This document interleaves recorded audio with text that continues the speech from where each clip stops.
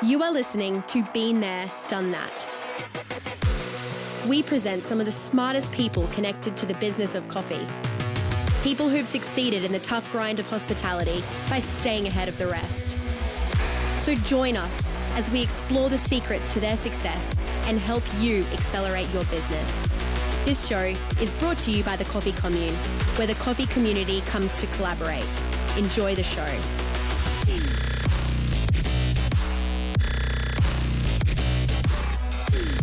Hey guys, Phil DeBella here, bringing to you another episode of Been There, Done That here at the Coffee Commune. And of course, we only bring experts to the show, people that have been there and done that. We don't want no talk fest, we don't want no fluff. We want people with real experience that can help you solve a problem and help you become the best version of yourself. Today, I am joined with Aaron Prosser from Beyond Payments. Aaron, welcome to the show. Thanks, Phil. It's a pleasure. Now, what I want to talk to you about, one of my favorite topics, data. And I talk about data analysis and then strategy. So the whole concept for me to help people get to where they are and where they want to be is the process of data, collecting the data, then analyzing that data, and then building strategy, and then, of course, executing. And I find the businesses that do well, and it doesn't matter if it's a micro business of one person, a small business or a medium business, has that flow. And that's what I want to explore with you today. You guys are the best in the business at Beyond Payments. Explain to people, firstly, obviously, around the data we'll talk about, and then different ways to collect that through the different products and services that you guys offer, because I find it's still an area that people just don't explore enough. How does that sound? Yeah, totally. Sounds good. Great. Before we get into it, let me tell you a little bit about Aaron. Aaron's the head of growth. It's a family business at Beyond Payments led by the matriarch and her husband, Larry. And Aaron is a wonderful son, part of the team, and a group of other people obviously work with them. But he's head of growth and he's right there in the middle of the action. Aaron's a specialist in payment technology and the Clover POS system ecosystem. I believe it's the biggest in America. But he's far more than a tech guy. He's actually got a personality, which we like. He works on the front lines here in Australian hospitality and retail operators, helping them turn everyday transaction data into actual growth strategies. And right up our alley, and for the listeners, 1,200 plus cafes that are part of the Coffee Commune now and growing. From tracking customer frequency to tracking sales, Aaron is the expert at making the data at your counter work for your bank balance, and something that is very important. So just before we kick off, a couple of insights I just saw that just got released. I don't know if you saw the IBIS report that got released last year. If you want, the listeners can get a hold of that on our website or through our app online. Last year, 2024, cafes were making about 5.5% net profit. Unfortunately, last year, it's now dropped down to 3%. So it gives you an example of the timely point of this podcast where we talk about what is available for people to collect that data, what's the data telling them through the analysis, and then how do we build strategies. So let's set the scene. I've always said hospitality is a game of margins, and the numbers show that just recently came out in the IBIS report. Over the years, operators, I've been in this industry, 30 odd years, I'm showing my age now, and a business owner for 24. A lot of operators were able to just fly by the seat of their pants, right? Because, there was good margins. We're talking 20, 25% margins. And now when margins have dropped into that single digit and getting lower and lower, data is so important, because it's not a luxury now to not know, but it's a survival tool. So, that is something that I really want to explore in this section, right? So tell me, what are you seeing out there in terms of how many people are actually taking data seriously? Yeah, so now is more important than ever to pay attention to the data. As you've explained, 3 to 4%, right? Net profit margin is ridiculous. And in our industry, payments, margins are even thinner. We're talking a couple of basis points here and there. So data, if you're a hospitality owner, like you said, people have just gone off of gut feel. They think they've got a good dish. They think they interact with their customers and that's why they come back. But increasing your margin by 1 to 2% with, let's say, a tech tool, which can tell you whether you've got too many people rostered on, too little people rostered on, whether your repeat visits have dropped off. Yes. They can very easily increase your margin by 1 to 2%,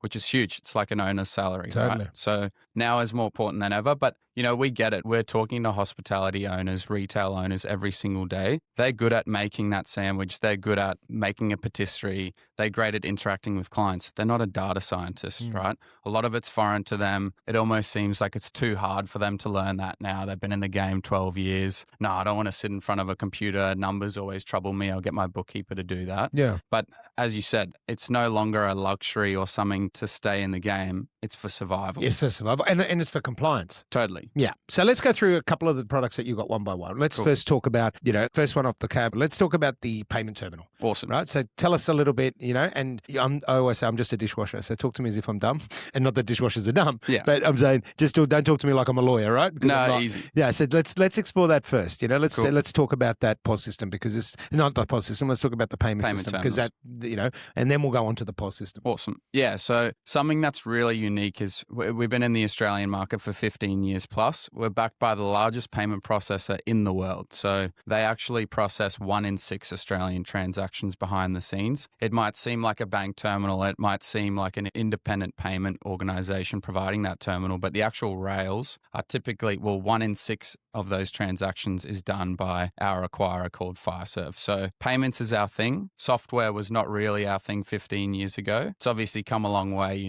from being at a dealership and having to put your card there and sort of swipe it to get a card number on file. But payments is where it's quite a nice segue. As soon as you can marry up your payments with your point of sale data, that's where the magic is. So you can do that now. Totally. Our main point of difference is each time someone pays with the card, right, there's no face, there's no name attached to that card number. Yeah. But as soon as you can marry it up with some POS data, customer profile, item level data, what we do is we tokenize the card. So we take an encrypted version of that card number, and we say, okay, this card number is Phil. Yes. And in fact, out of the US, about 2 weeks ago, we announced a partnership with a company called Wink, where you can now pay with Palm, pay by face, and then loyalty's automated, right? So it's all built into the system. Correct. We know your card number is associated with your face. Every time that face presents, you can start to build a profile, see habits, see frequency, see what you like pairing. So that's where the magic is marrying up payment data with actual item level data or trends or frequency. So that's the future now. Obviously, you've got, before it was just payment systems, then you had POS systems. Now it's actually going to, let's link your payments to your POS, collect as much data. And of course, for the listeners thinking out there, as my brain goes 100 miles an hour, then I've got, frequency of visits, how emotionally engaged are they in my business? What's their average spend per visit? Because what we're finding is Monday to Friday, through the data we collect, Monday to Friday is a lot lower average spend than what it is on a Saturday brunch. Yep. They're not eating breakfast and lunch anymore. They're eating brunch on a Saturday. Monday to Friday, it's under $15 transactions for something to grab and to drink. And of course, marrying up that payment system with the POS allows us to then not just decipher that, but then to reward that. Totally, and reward them in a seamless way. That's the key, is you don't want to have to be asking for email or phone number every time they present, right?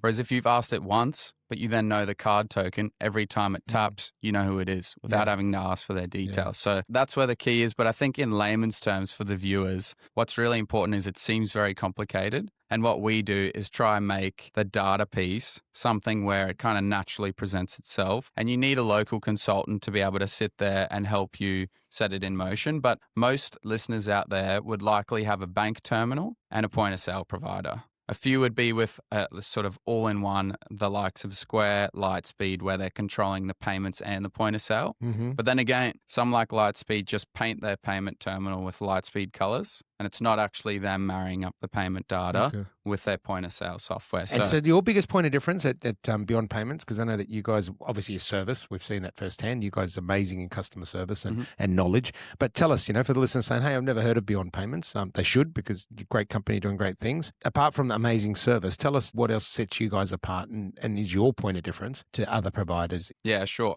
I mean, without sounding like a salesman, the one-liner is that we work with the world's most innovative and powerful payment companies and fintechs, but we provide that local expertise, that local care. We genuinely worry about the performance of our merchants' businesses. And when they win, we win. So the partners we work with do some incredible things. But those big corporates don't care about a coffee shop down the road, right? They're just interested in the numbers. So you localize it, obviously. You guys go global with the knowledge and the intel and the technology, but then you localize it to the individuals. Spot on. So anyone listening out there obviously wants to do a bit of a review. How should they go about it? If they want to do a review of what they're doing, just, an inquiry-wise, like you've done for us at the Coffee Commune, of course, how would they go about it? Yeah, awesome. So, I mean, you'd obviously get in touch through our website, make a submission. Our team's amazing. We don't actually call our sales agents. We call them business consultants because because that's what they're there for. They're not there to force a product sale, down your throat. Correct. Yeah. And really what we do is we unpack your current tech stack, what you've currently got. For a lot of cafes, single site owner operators, they really either inherited something from the business when they bought it,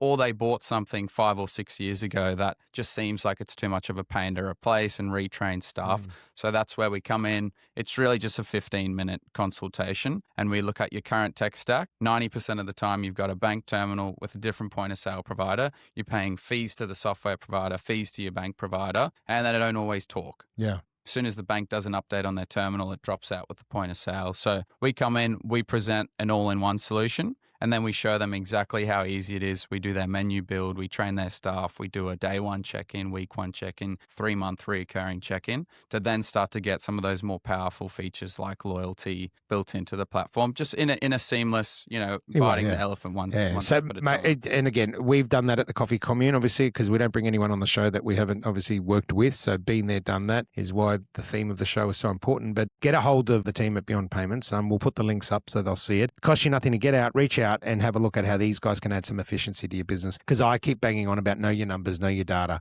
right? Data analysis, strategy, execution. Yeah, you can't, appreciate that. otherwise you're flying blind. Tell me about some of the big wins you guys have had, because you guys have Yeah. obviously worked with some of the Coffee Commune members. You've worked obviously with a whole heap of people. Tell us about some of the key wins you guys have been able to do to help the person on the ground, the business owner. Yeah. So, I mean, the wins that are really close to my heart are those single site owner operators, the mums and dads, who they often say to me is, Aaron, why did I get into this? Owning my own business sounded like a great thing at the time, but I work harder than anyone else. I'd love to be in an office on a salary where I wouldn't have to worry about making every payment. So those are the ones that really hit home. But there is an operator in Brisbane who owns 3 fruit shops, and he is probably one of the hardest working guys I know around. He was previously with a legacy point of sale. It'd reboot randomly. He had a bank terminal. It'd drop out. He'd miss sales. And, an hour or two down for him, that can really There's a rock lot of his money. business. Yeah, and he's working off small margins too. Exactly. He needs to pay staff on a Tuesday and he still goes down on a Monday and he doesn't have enough cash to pay them. So, yeah, those are the smaller wins. But to get into the detail, we've been working with George Drivers from the Airport Retail Group. They've got a phenomenal team. And let me tell you, they know their numbers really well. But they were really limited by their tech stack. They had an old legacy point of sale. And that point of sale can do a lot. No doubt it had a lot of functionality, but they just didn't have someone on the ground who took the time to understand how the business works, where they're leaking opportunity. So that's what we did. I've been working with him for the better part of 12 months, sat and observed every single pain point they've got. We implemented like mobile handheld point of sale so they can take orders at the table. Yeah, a lot of They don't speed. need to, write it down on a notepad,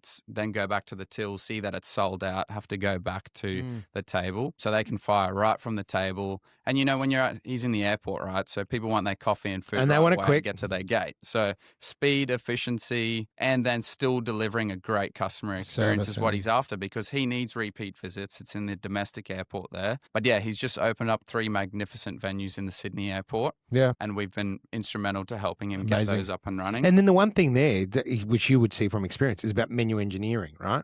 We all talk about coffee and we know, and everyone's got a very personal coffee order. Not many people will change their coffee order. It's 90% of the time the same coffee order, right? Yeah. Unless you're a little bit weird like me, it'll go between a double shot long black half full to a extra hot piccolo.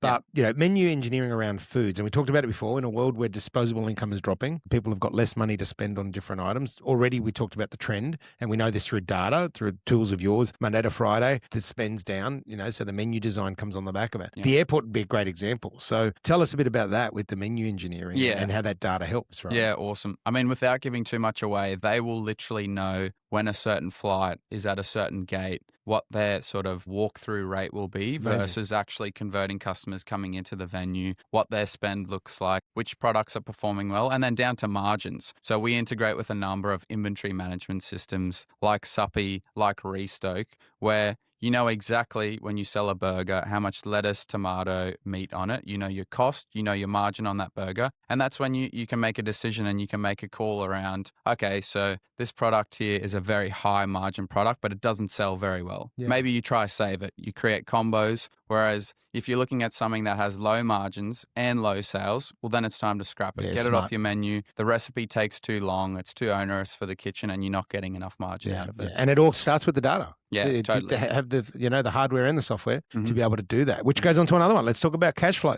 Biggest problem people are having, same day supers coming in. Yep. So same pay super, when you process people's pay, for those of you that don't know, it's coming. As soon as you process somebody's pay, you've also got to put the superannuation aside. That's a cash flow, right? Because it's not at the end of 3 months anymore and all the rest of it. So talk us through how Beyond Payments can help with awesome. cash flow. Yeah, awesome. So this one's huge for us because we're backed by the world's largest acquirer. We do same-day settlement 7 days a week, even on public holidays. So would you be the only ones that do that or one of very few that do that? So we are the only all-in-one point-of-sale and payment company who does same-day settlement 7 days a week at no extra charge. Amazing. And that's what I was talking about before. There are a few all-in-one point-of-sale and payment providers trying to marry up, but none of them do same-day settlement complimentary. And that really hurts, right? If you're not getting your money Friday, Saturday, Sunday is only landing Monday, and you've got payday super coming in, there's just another added cash flow pressure. Then what happens when your fridge breaks? Then what happens when all the unexpected you stuff. got to pay a redundancy? Then you're in trouble.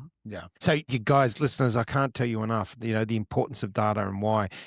People don't often think, hey, data for menu design, hey, data for, cash flow. This is what it's all about. Again, I keep coming back to how we started. Data that then enables you to analyze it. And in some cases, some of your products will do that for them, right? Then to build strategy and then to go and execute, because everybody in micro and small business is time poor. Yeah. So I can't stress enough, because a lot of people go, oh, what's the cost? There we go. Give us an idea of what it could cost somebody to set up. How easy is it? Yeah. Because people hear, and they go, is this going to cost 10,000, 20,000? How much, how simple and what are the cost different brackets to get into to be able to be set up to have good data? Yeah. And like you said before, that is a common myth amongst venue owners where they just think, too hard basket. I've been in the game 15 years. What I'm doing is working. Yeah. It's not. You're going to run into. Yeah. Well, Kodak thought that. Kodak thought what they did for 30 years was great, and then they went broke. So did Motorola, Ericsson. So I always talk about don't be Kodak. So complacency 100%. Is not a strategy. Complacency is your strategy for death. Remember that, guys? Yeah, correct. So to give you an idea of price, if you're doing a reasonable amount of turnover, and when we say reasonable, more than 60 grand a month in turnover, we, Beyond, will look to give you our hardware for free as we launch this Clover product. It's been in the market for a year. We just want devices out there. The hardware's stunning. So no cost. No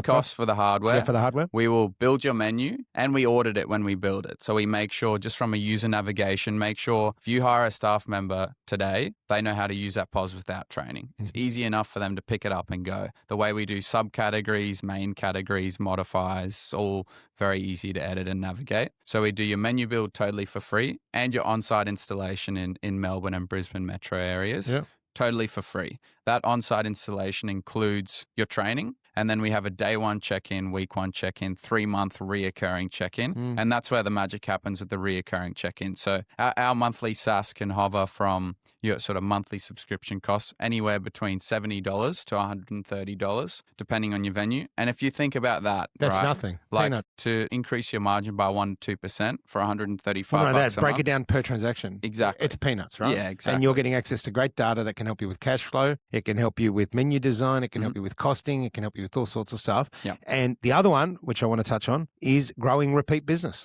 Because with so many venues opening, yes, there's a lot closing, 1 in 10 are closing, but there seems to be 1 in 10 closing and 2 in 10 opening. It's just crazy, right? And keeping that loyal customer that stays with you because you didn't lift your coffee up 50 cents and the other person's cheaper. Talk us through that. Yeah. How do we use the hardware and the software to build repeat business, to keep loyal customers? Yeah. So, I mean, loyalty's been a huge buzzword in the whole point of sale space. And you know what, to be honest, I think it's probably been overused because loyalty, when it first came about, was far too expensive for single site operators to invest in and far too complicated. So it just wasn't something really that was bundled up nicely for them. Nowadays, there's no excuse. Loyalty, if your point of sale can't easily embed loyalty, then you're certainly getting left behind and the person next door is probably taking your business away from you. Yeah. So we integrate with some really great providers. One is Marcello, who are awesome. We also work with LoyalZoo, who are a UK-based company.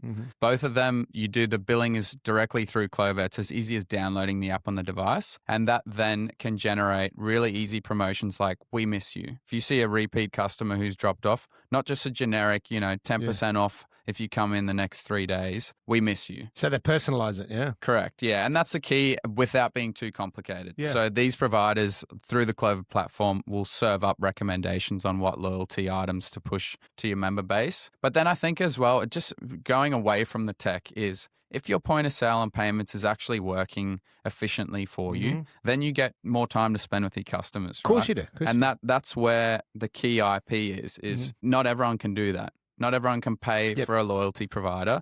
Is you need to get away from doing the doing and more time spent with your customers. Get more time in front with the customers. I always say people spend too much time at the back of the house. You've got technology that can help do that. In this case, Beyond Payments can help set up the back end so that you can actually be, because nothing beats that human interaction. Totally. And I mean, I came to the coffee commune and it was the first time in, I'd say, 6 months, actually when I was in America, that I actually got decent service where the server cares about your meal. They ask you how it is. And that's because you guys have got great tech here. You know, he's not caught up trying to put in the sale into the POS and then the docket gets missed because you guys have a KDS just seamlessly straight into the KDS. There's no way to miss it. He gets more time on the floor. Yeah, no, you're right. And that's a really big tip Aaron's giving the listeners is there.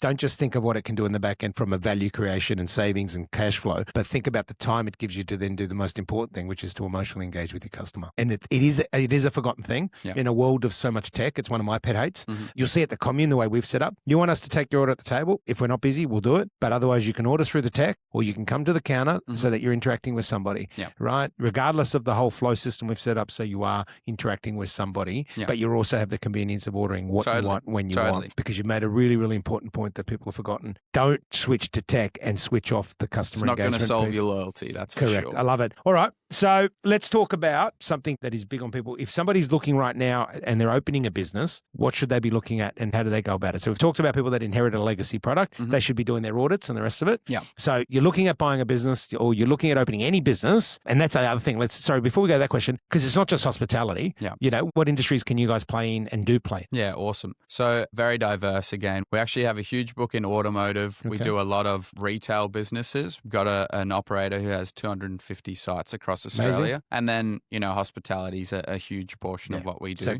just because there's all different people that can listen and subscribe to this. It's not just hospitality. So, sorry, I should have mentioned that at the beginning, that obviously data is important and these systems, hardware and software are important across all people that interact with a transaction and serve customers. And it doesn't matter at what level and what industry and what business you're in, Beyond Payments have got a solution there for you.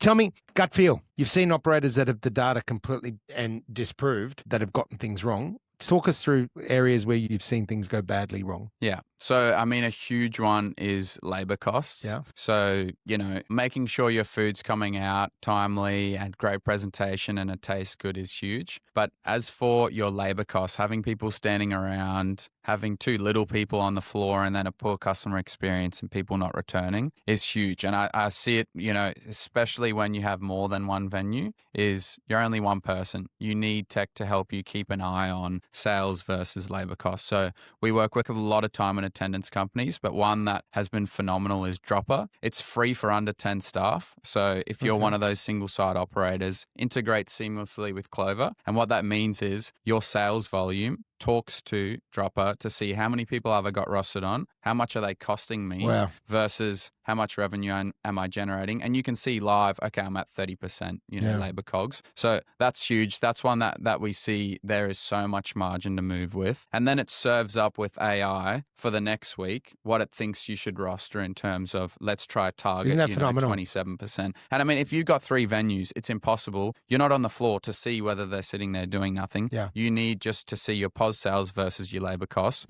seamlessly from a dashboard and then for it to serve up a better roster next week based on trends and the to me that's a non-negotiable. And to give the listeners perspective, again, I went into this industry in hospitality at 14. I'm turning 51 this year, right? It shows my age. And labor costs used to sit at 25 to 30%, right? Now labor costs sit at 45 plus %. So if you can implement, hardware and software that's going to sit there and help you roster better and drop, that is where your biggest movement will come to your profitability. Totally. You're not going to get it out of cost of goods, because cost of goods, even though some people, want to argue this, you can't argue numbers. A loaf of bread hasn't gone up that much. Yeah. A dozen eggs haven't gone up that much. Even a kilo of coffee hasn't gone up that much, right? Instead of going up a little in coffee respect, rather than it going up 5 5% every year. It went up, 50% in one hit, but it didn't move for 7 years, right? Yeah. The labor cost is where you can get such a big saving from. And that's a massive tip for people listening out there that own a cafe or want to own a cafe. You're not going to get any savings from utilities, which is your gas, electricity, and all this. Rent is still operating at 7 to 10% of your takings. It hasn't gone up in percentage, right? GST hasn't changed. The one single thing that has shifted that you can control, because you can't control utilities, is labor. Yeah. And to me, it's a no-brainer. Get onto Beyond Payments, have a look at what the tech and stuff can do around your labor costs. And if you could get your 45% labor down to 40%, you're now at 8% profit, not 3% profit. Yeah. So, I have to say, you can tell in my voice, I get irritated sometimes when people say, we're not making enough money and my wages are killing me. Okay, you've identified the problem. Yeah. Now, are you using any software? There you go. What's the solution, right? Yeah. So if you're one of these people listening and you've got a problem with your labor cost, if you don't know your labor cost, you've got bloody problems, right? If you go, hey, my labor cost is running at 45%, be the optimist. That means you've got margin to fix, which means you can actually become profitable. Totally. Just fix your labor cost. Yep. How do I do it? Get onto the Beyond Payments guys, have a look at the tools they've got and get that 45% down to 40%. And hey, if you can put it into the 30s, you're kicking ass. Because that's what we did, working with the tech, is that our labor was running at 46, 47%. Now we've been able to get it down to 38%, which means we don't have to charge $6.50 for a coffee. We charge $5.50. Yeah. So we've been able to keep our price under market by saving on our labor. If we can't save on our labor, we'd be at $6.50 a coffee. Yeah. So if you're listening to this, guys, you need to really pull your head out of the sand. If you've got a problem, you need to be looking for solutions because they're not going to fall in your lap, right? Totally. We're bringing them to them. Yeah. Tell me, if every Australian cafe owner started to use one feature in Clover tomorrow, what would have the biggest impact? Would it be the labor one? Yeah. So, labor is huge, right? And if it's free for under 10 employees, it's not only actually getting a grip. That's the biggest lever, is seeing, okay, what percentage of my sales is actually labor costs, but it's actually just the time that you save. It's serving you up an automated roster versus, like, we've had operators who people have to mark their time on a piece of paper when they come in and when they clock out. And then they input that all into Xero, and then they don't know when they took breaks. What about and compliance? Penalty rates. Yes. And we know the famous story out of Melbourne, poor George. Yep. And people say, well, George, go research the story. So, he was manually payroll. I don't know how many, it was in the thousands of staff. Yep. There's a different pay rate before 7 a.m. There's a different pay rate after 7 p.m. There's a different pay rate after 12. Depends on the age bracket. Different age, different levels. Yep. And you can easily get caught with non-compliance. And as we saw in that case, we're talking millions of dollars in penalties. Yeah. And it doesn't matter whether you argue he's right or wrong. There was definitely an issue where the bookkeepers got it wrong, right? Yeah. So, that for me is like an immediate, that's an easy one to do, right? Yep. Is not only are your staff going to be happier because they don't have to manually write it down, is they just clock in and out through the point of sale.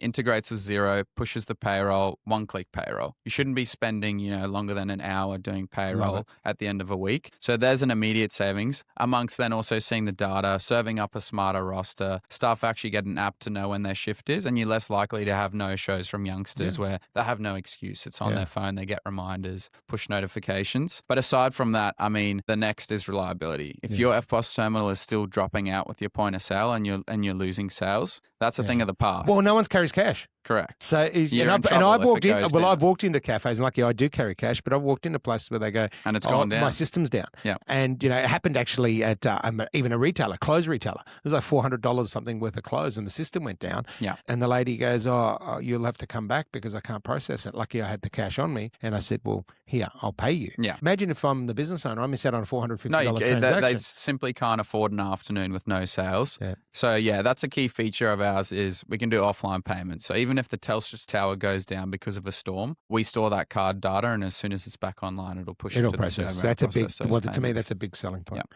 All right. No, it's been great. There's some key nuggets there for people to listen to. And the key is to reach out. So again, you guys are obviously offering a data health check for them. Yep. Talk through that again. So we leave it with the last impression. Yeah, please. We'd love to chat to local business owners. That's our pride and joy, is learning about your business, seeing where you're at, seeing where we can take you. And if it's not, totally data driven, we can still help you with managing staff through the employee management. We can help you make taking orders easier. You don't want a 16-year-old trying to troubleshoot the terminal and 2 different help desks. They don't know who to call. So 15 minutes with one of our business consultants. They'll tell you exactly how much we can save you. 1, straight off your bottom line with cheaper processing rates, better software, better hardware, brand new. But then 2, as we do those 1 month, 3 month check-ins, we start to recommend, like a dropper or a restoke. Yeah, or and a you've got great Marcello for loyalty. you've got great relationships with different suppliers. Totally. So complete turnkey. Yep. Reach out to you guys. Do assessment on their problems. Mhm. Have a look at where you can get the biggest, improvement. And I believe you guys are doing that with us Yep. as we speak. So from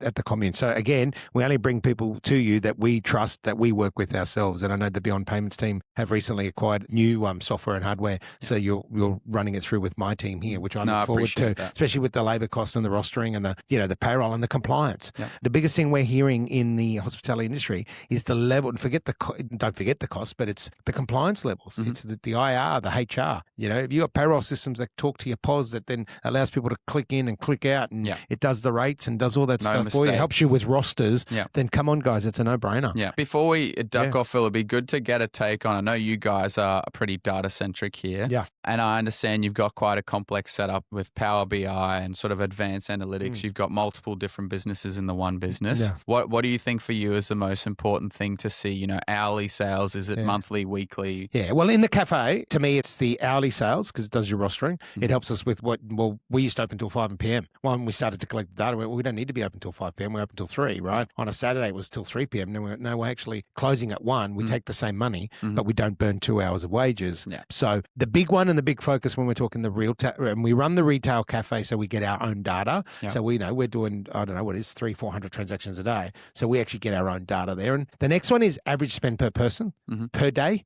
So that's how we know that Monday to Friday, the spend is at $15 or under. Come on a Saturday, the spend's double that. Gotcha. Right? So we then start to have a look at what items we do, 2 different menus. So we really use that sort of stuff, and that's where the focus is. But the big one for me now is, and I was just talking with our chefs today, is because of the disposable income, people have got less money to spend. You need to be pricing the right product at the right price with the right margin. Yep. So right product, right price, right margin. So you'll see a lot more people using mince. You'll see a lot of people using turkey. You'll see a lot of people using white meats because they're generally cheaper. They're still gone up in price, but they're cheaper than red meats.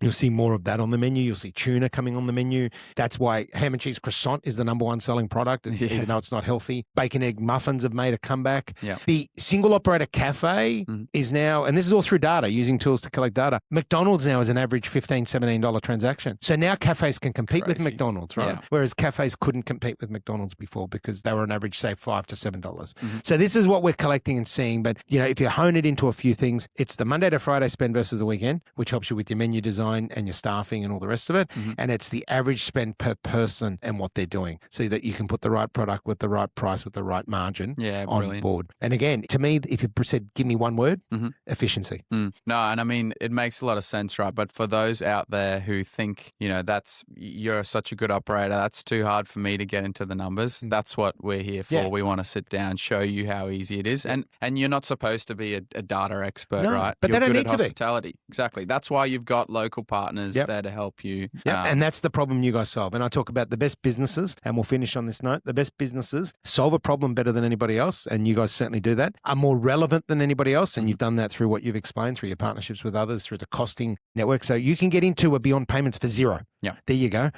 Zero for the hardware upfront costs. They can hook you up with the payroll guys if it's under 10 for zero, and you're paying just a monthly fee, which per transaction would work out at cents. Correct. So we're doing 300-400 transactions a day. If I divided $150 a month or $200 a month by that, I'd end up, each one's costing me a few cents per transaction. Yeah. But then again, you've got all the upside. You've got the data, you've got the analytics, you've got the recommendations, you've got the, if the POS goes down, you can get paid straight away, which is a massive one for anybody listening. Guys, Aaron, it's been amazing. Your next step as listeners is absorb all of this and then reach out, because if you don't take action, nothing happens. If you don't change, nothing changes. So guys, another great episode. Again, I thank you. It's been a pleasure. Thanks, I congratulate you and the family on what you're doing, because you're really helping businesses thrive as best they can in a very difficult time. No, we appreciate it. Thank you. Awesome. Listeners, another great episode of Been There, Done That. Some amazing information with real solutions, with real tangible next steps for you to take. Pick up that phone or get on the email and reach out and let Aaron and the team come and do an assessment and see how they can help you become better than you are tomorrow than what you are today. Till next time, you've been listening to Phil DeBella, and this has been another episode of Been There, Done That.